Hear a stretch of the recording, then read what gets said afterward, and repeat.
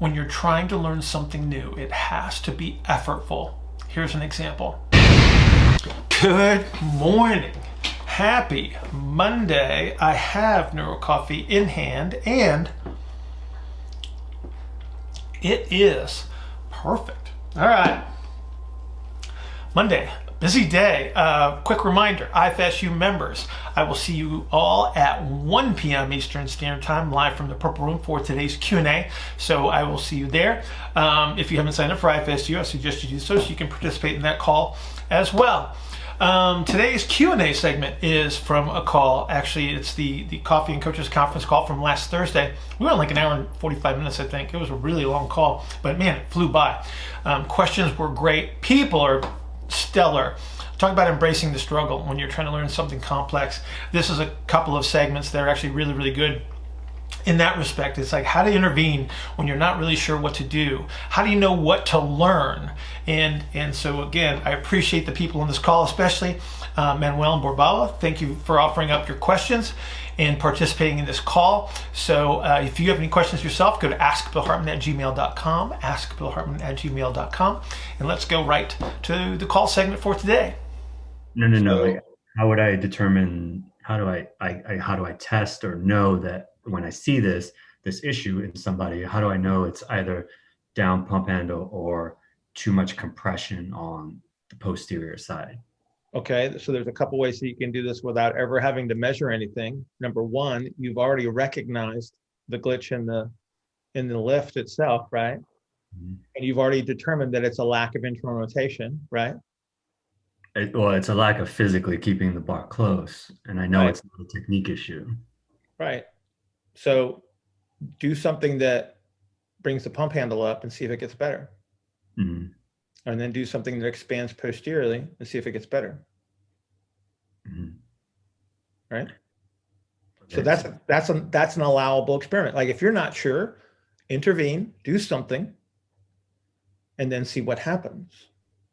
And that will confirm your suspicions. So next time you see this, you can go, oh, this is going to be either an internal rotation problem or an external rotation orientation, right? Okay. And then You're going to make that association. That's how we do this. That's actually how we do this. Okay. Right? How would you address the orientation problem if it is an orientation problem? So what are they doing to get there? So they don't have external rotation and they're squeezing their shoulder blades together to get external rotation. How do you get external rotation? You have to expand the space. You have to expand the space between the scapula, right? We call it dorsal rostral expansion for fun. Does that make sense, that term? Mm-hmm. Okay. So you need to do some of those activities. So have you ever seen the video I did, the Better Band pull apart? Yes. Great one for that, especially for people that are performing on their feet. Right? So that will enhance your ability to expand that area. Okay. Okay. But you're still going to have technical issues because they've been using that technique for who knows how long, right? Mm-hmm. And they're just following their path. They're executing based on what their body has the capabilities to do. Right? Mm-hmm. Yeah, and I know there's a lot of ways the lifts can go wrong where you can push it out there, and that's why I wanted to minimize those aspects because the one thing you want to recognize in that type of a lift is that if the bar is moving away from the body, they're moving away from the bar somewhere. Right? It is a substitution. Right? Yeah. Again, it becomes simple physics. Mm-hmm. Right? Yeah. If it's a technical, like I said, when you're seeing a technical problem, right? You already know there's a problem. You just have to recognize, like in that position, under those circumstances, what movements do I need to be able to access? Okay. If they have a problem at that point, then I say they probably can't do X, right? So I look at, say, where's the relative position of the hip? Where's the relative position of the shoulder? What would be the greatest limitation under those circumstances? Mm-hmm. And then that directs my thought process. Do I have an ER problem or an IR problem?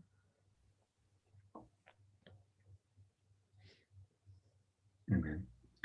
Because ultimately that's what you're going to end up doing. That's the goal. The goal is to not have to lay people on a table to figure stuff out, right? The goal is to look at something and say, I know that under these circumstances, I have to be able to access a certain range of motion and you're not doing it. Right.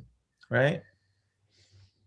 You ever seen somebody do a split squat and they start to lower themselves and everything looks fine and wonderful. And the closer they get to that 90-degree hip bend, the one side of the pelvis stays up and doesn't drop down with the other one.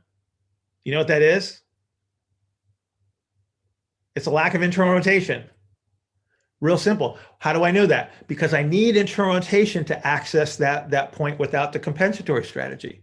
So I didn't have to lay anybody on the table. I didn't have to do any funny tests or anything like that. I just go, oh, you don't have internal rotation. So let me modify this to make it easier for you to access internal rotation. So what do I do? I throw their foot up on a box that unweights that front leg because maybe it's just too much load. It's really simple. It's like take the load off, see if they can still do it. If they can't do that, then I have to change exercises. Right? So again, it's just a matter of identifying something, intervening, and then seeing what happens. Okay. You see it? Yeah. Understanding what parts of the body are influencing the outcome of the movement is important. I'm not negating that, but ultimately you're already seeing this stuff. Like your descriptions to me are great because you tell me exactly what the limitation is. What you don't quite understand yet is like, when I see that, what's the limitation? So that's where you focus your learning process. Right? You say, I need to better understand what areas of compression expansion influence my ability to move through space. Then you can take it to the gym. Then you have the coach's eye, right? Because you already see it. You just need to understand it. That's why I'm here. There you go. Me too. I do this so I get better, right? It's purely selfish on my part. No, I get it. Yeah. Teach to learn. On that note, it's not it is a question. Is there anywhere like a flow chart about this? No. Because like I always put like little pieces together, like what you said about like the split squat and like modifying the weight, but like the other time we talked about like modifying the foot position for it. And like it's just like little pieces, and for me, like it's nice, even if it's like a complicated system, it's nice to see like what are the variables that I can modify. So like for each client I could put the most appropriate one, or like think about all of those things. It seems like a very I just like systems. It's complex. Is that what you're saying? Yes. It's not easy. Complex, is that what you're saying? And I'm like a visual learner, so like I would like if it would be like a system, like it would be beautiful. Systems fail. But there's like a framework or Systems something. fail. Well, so we're talking about a model here, Borbala, right? Yeah. That's literally what we're talking about. So it only took me 30 years to get here. How much time you got? I guess I have 30.